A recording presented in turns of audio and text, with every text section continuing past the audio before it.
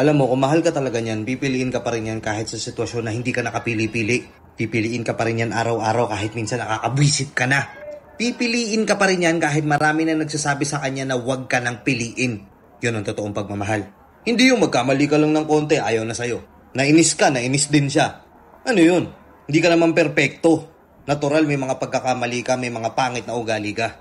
Yung tipong ginawa mo naman lahat sa kanya. Lahat ng kabutihan pinakita mo sa kanya.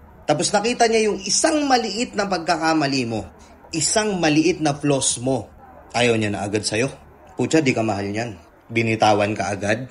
Di ka mahal niyan.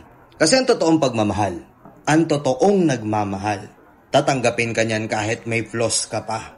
Pipiliin ka pa rin yan araw-araw. Kahit nasa sitwasyon na kasuko-suko na, lalaban at lalaban pa rin yan para sa'yo. Pero kung maliit na bagay bumibitaw yan, lipat mo na yung pahina. Baka hindi para sa'yo yung topic dun sa pahina na yun. Nakuha mo? Ganun ang totoong nagmamahal.